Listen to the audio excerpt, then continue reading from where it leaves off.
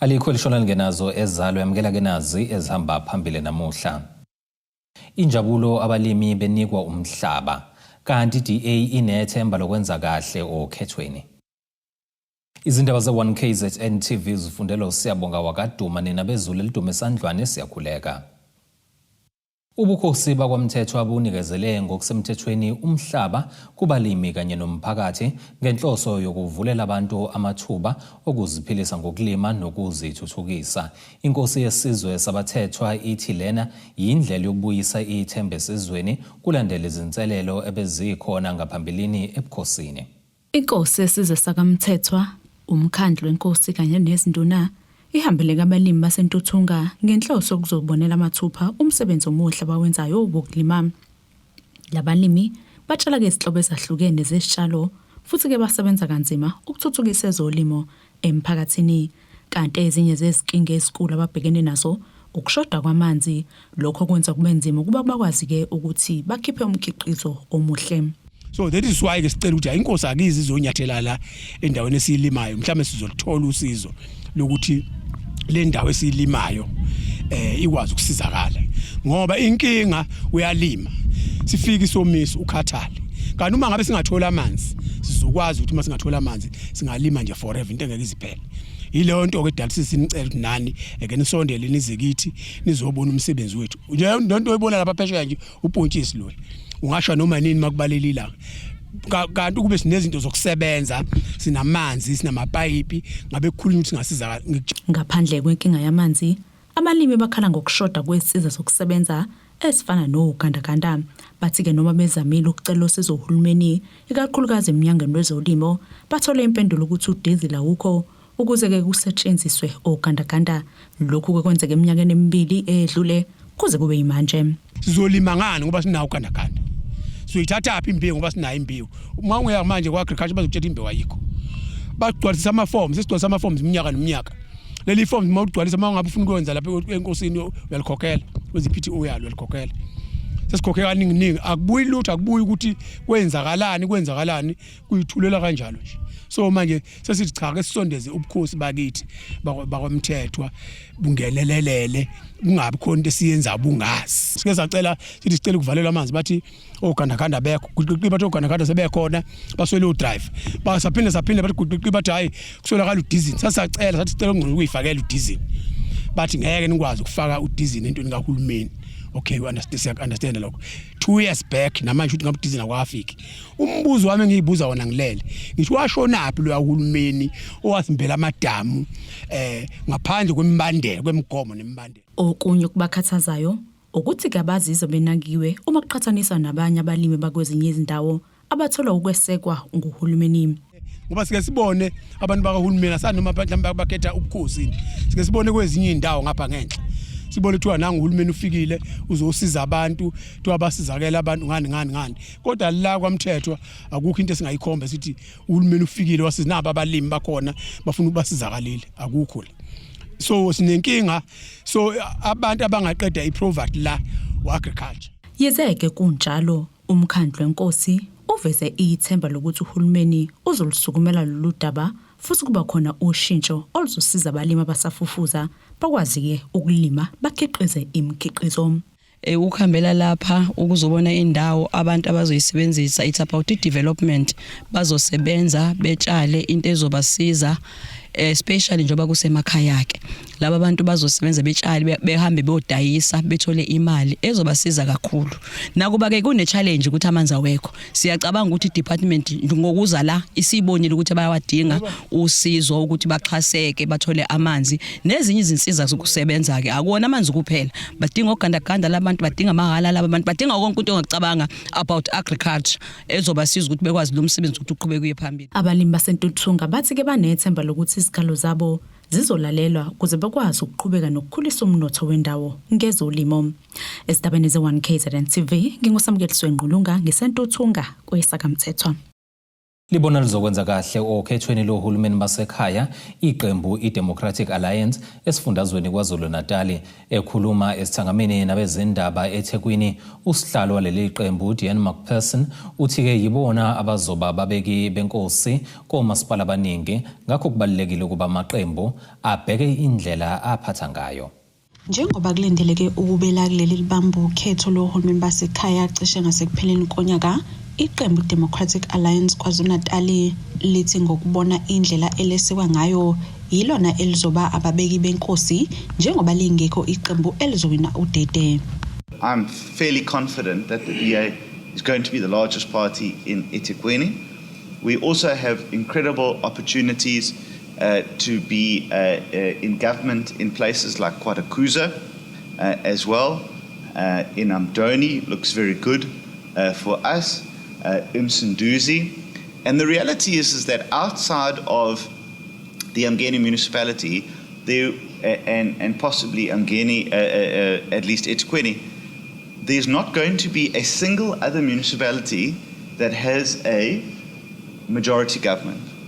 And so the DA is going to be the kingmaker in many of these municipalities. And so political parties need to think carefully about how they treat the DA, because the DA is going to choose who the next mayor is going to be in maybe 45 municipalities. Lelo khetho lubhekwe ngabomvu njengoba ngalo kuzocaca ukuthi amaqembu aqhubeka nohlelo lokubusa ngokubambisana noma abusa ngawodwana. uMcPherson uthi-ke bona lesikhathi kasibakhathazi uma kuzodabeni oluphatha ukubulawa kwesopolitiki njengoba-ke beyiqembu eligqugquzela ukuthula. Of course, we have a part to play in advocating for peace, but it is something that is always a threat in this province, because some political parties think that it's better to deal with each other through violence than it is through peace. And the talk of leaders of parties also matters. And so when you have a political party that immediately today is saying that we shouldn't have local government elections because they keep trying to rubbish the outcome of the national elections, that creates animosity with voters. And so we really encourage all of them to desist from doing so. Leli qembu lithi-ke lizimisele ngokwandisa omasipala ababengamele. Our first priority is to retain Umgeni municipality with an increased majority. That is the first priority of the DA in KwaZulu-Natal, as adopted by our Provincial Executive Committee. Our second priority is to be the largest party in eThekwini, and either by a majority, that is our first preference, and to have Hanif Hussein as the mayor of eThekwini. We must never forget that the ANC got 14% in eThekwini in 2024, so they are long gone in this municipality. Ezindabeni zeBanikeza TV kubika uNtombi khona Mvubu eThekwini. Ake sihlabena nali ikhefu sihlangabeza futhi nezinye masibuya.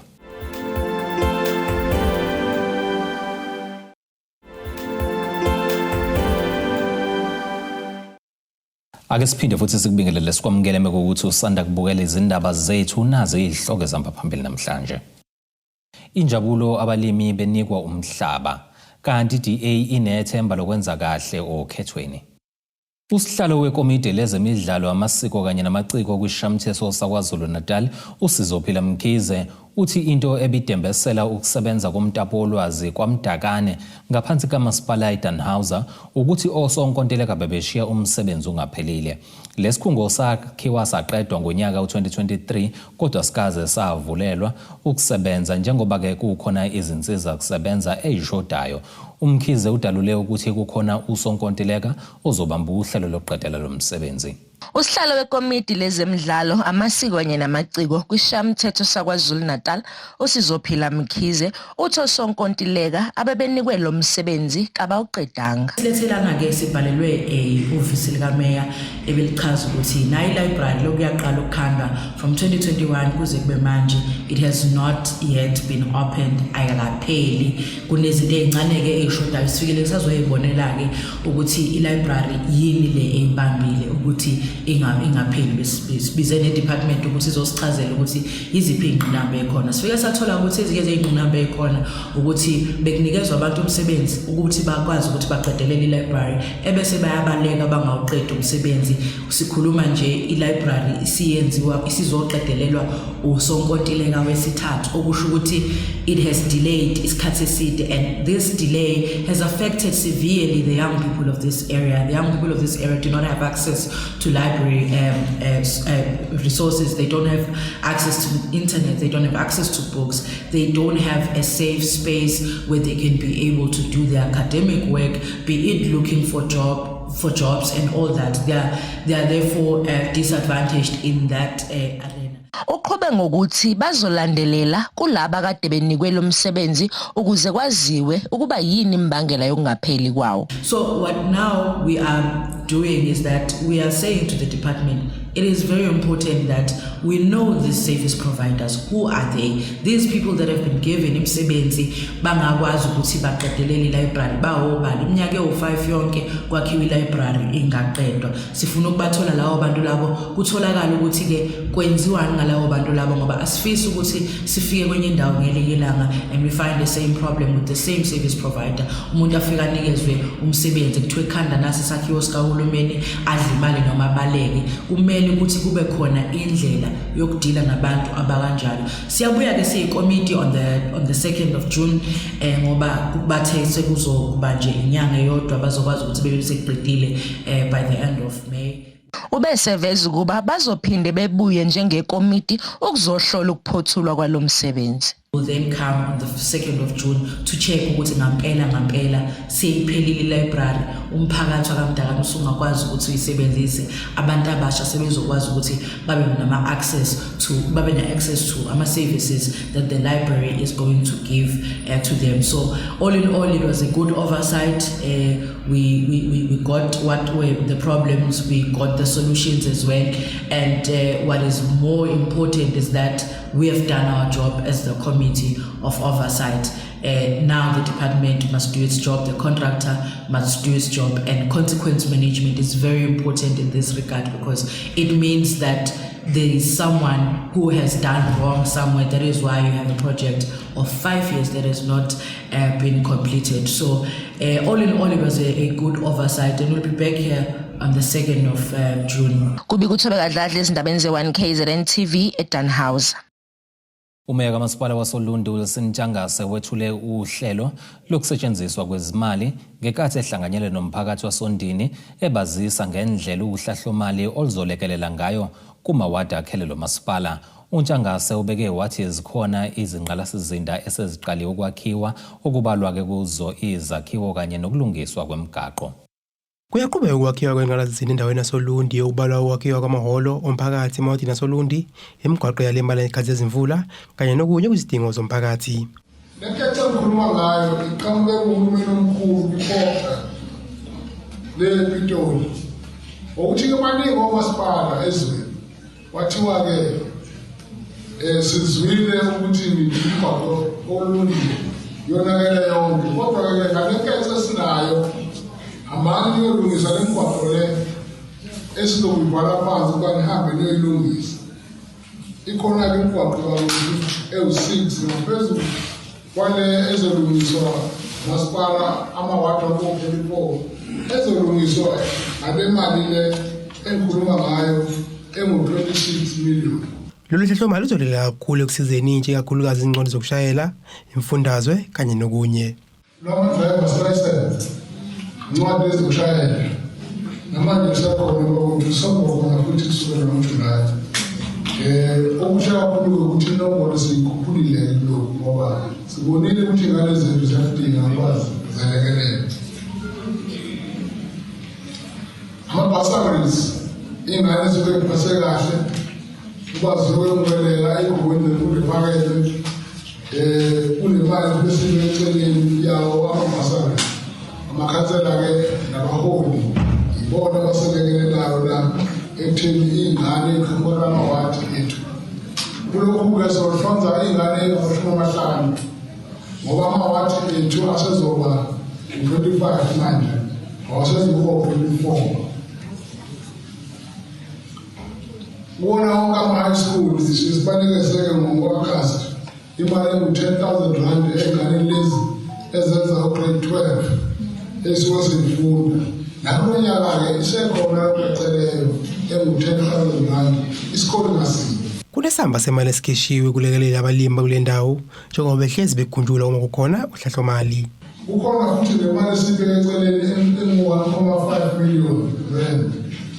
Lo mali leyo sibeke ukuthi bona wonke amadimba lawa akhona oLundi sikwazi ukwelekelela ekuthengeni imithi leyo ukuthi inkomo ikwazi ukudimba nawethu. Ngoba abalimi bangithi abalimi ngisho abantu abaney'mali babona kufanelekile ukuthi umasipala usondele kubona ubelekelele ngey'dingo zabo emadipini. Saqala sabanikeza oJojo tank bona wonke amadimba sabathengela iy'ngodo ezibisholo zokuba bavuselela amadimba. Manje sesingasiza ekutheni imithi le okuhamba impela ukubadimba iy'nkomo sizobathengela thina njengomasipala wasoLundi. Lezi ndaba ze-One KZN TV zibuye ziqiniseke ucele Richards Bay. Kuhlonishwe izinkakha zaseMgungundlovu ezibambe iqhaza emkhakheni ehlukahlukene okuhlanganisa owezemidlalo nokaqeda isizungu. Umbulelo Mabizela wa-Andile Cele, uThemba Mokoena kanye nomvuselelo Buthelezi bahlonishwe yilo masipala emcimbini obubanjelwe eCity Hall eMgungundlovu. Injabulo yokuhlonishwa izinkakha zaseMgungundlovu emcimbini The Legends Award obubanjelwe edolobheni eMgungundlovu. Lapha kuhlonishwa izinkakha ezisuka kwemikhakha eyahlukene okuhlanganisa ezemidlalo nezikaqeda isizungu. Phakathi kwezinkakha ezihlonishiwe singabala uThemba Mokoena, odumo lwesiginci, Umbulelo Mabizela, uAndile Siguda Cele, bodumo kwi-Orlando Pirates, kanjalo noSandile Ndlovu, owaduma kakhulu kwiMoroka Swallows nakwiMamelodi Sundowns kanye nabanye abaningi. Ngithanda ukubonga kakhulu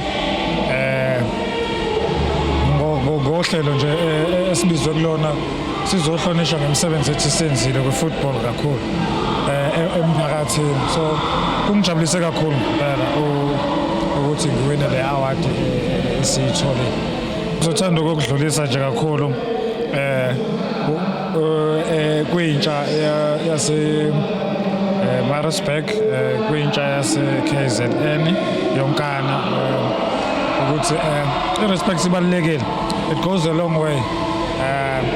Ngiyacabanga ukuthi empilweni ushape yiyo irespect iyakwazi ukushape indlela ozoyihamba, iyakwazi ukushape indlela oziphatha ngayo futhi naphakathi kwabantu. So ngiyacabanga ukuthi okubaluleke kakhulu engizokudlulisela nje irespect it goes a long way. Nje ngi-very happy ukuthi indawo yangasekhaya yaseMgungundlovu nami likhumbulile iqhaza engalidlala ekubekeni indawo kwi-map both internationally and nationally as well. So ngijabule kakhulu namhlanje, ngiyabonga kakhulu. I'm overwhelmed by the occasion.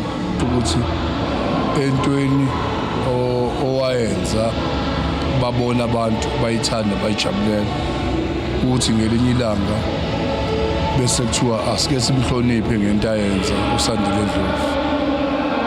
Bengafisa ukuthi mhlambe ngelinye ilanga inhlonipho ekanje kuma legend ihambe nento eyithi ayibe injabulo nakubona, ngoba into ezifana nalezi zifana nanokuthi it's some sort of a retirement kuma legend.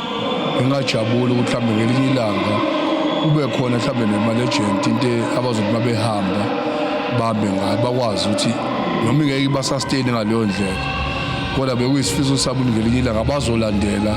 Jabulisa lokho ekutheni imisebenzi eminingi engiyenzile ngiyenzela isizwe egcineni kukhona abangicabangelile ukuthi banginike.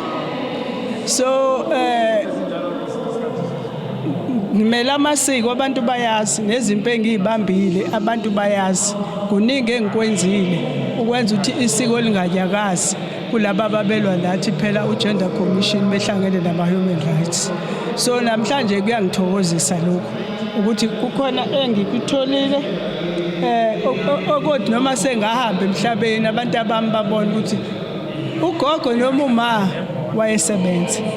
Imeya lomasipala uMgungundlovu Mzizuma uveze ukuthi lokhu bakwenza ngoba likhulu iqhaza labanjwa ilezi inkakhe emkhakheni yazo eyahlukene. Inkulu-ke kakhulu le kuthina ngoba kujwayelekile nje ukuthi kuwona ama-artist kuze kukhunjulwe ngoba umuntu kuthiwa engakasekho emhlabeni ukuqhakambisa iqhaza alibambile ukuthuthukisa leyo genre akuyona ne-impact ayenzile ngasikhathi eqhubeka nalomsebenzi naqhubekayo omunye nokuyenza emphakathini.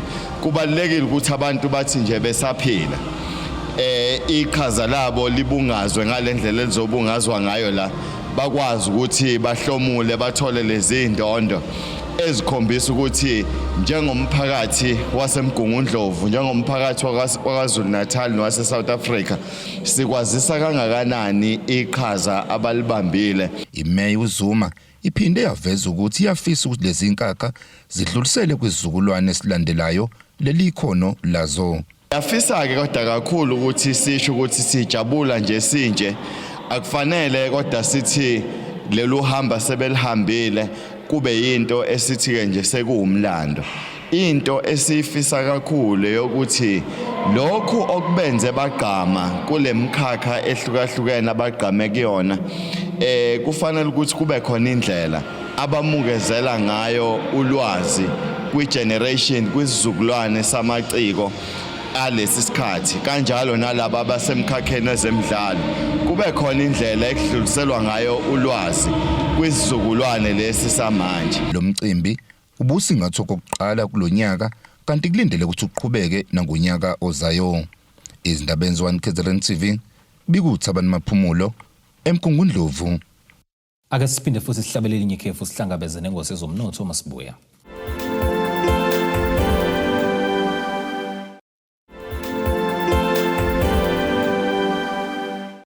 Sakubingelela sekwamukela mekuthi usanda kubukela izindaba zethu uyamukela ke nazi izihloko esifolo sangazo namhlanje. Injabulo abalimi benikwa umhlaba kanti DA inethemba lokwenza kahle okhethweni. Ake sikubhekele ngosini yezomnotho. Irandi lakuleli li-R16.82 maliqhathaniswa nedola laseMelika libe u-R22.69 maliqhathaniswa nophondo waseBrithani liphinde libe u-R19.65 maliqhathaniswa ne-euro lase-Europe. Igolide ke lona lingu-$5,588.02 i-ounce kuthi oil ongahluziwe ube u-$118.03 umphongolo. Ake singene sijule ngosini yezemidlalo.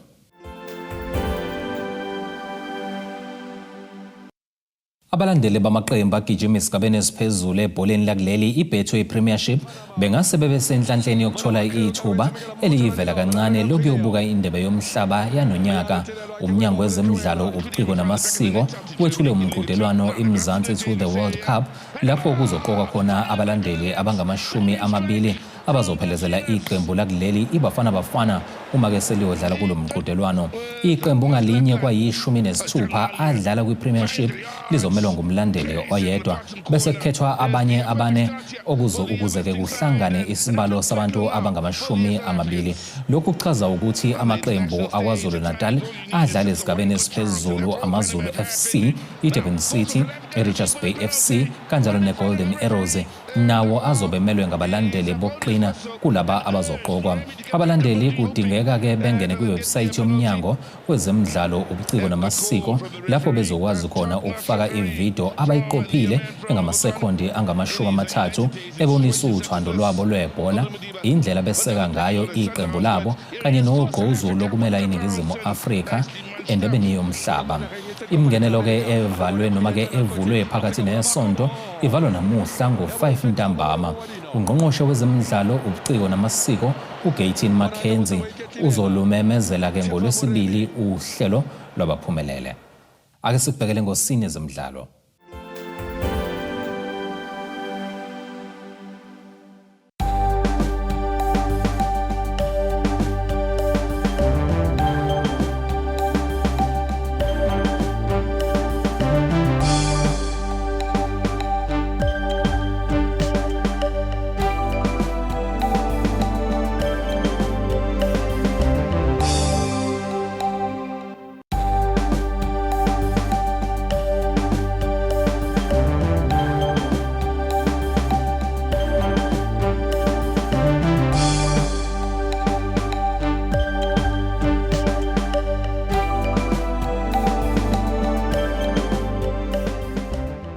Zulumnyama ondlela zimhlophe ziyaguqa bese siziphethe namhlanje sihlangabeze futhi noma kanjani kusasa ngesikhathi esifanayo.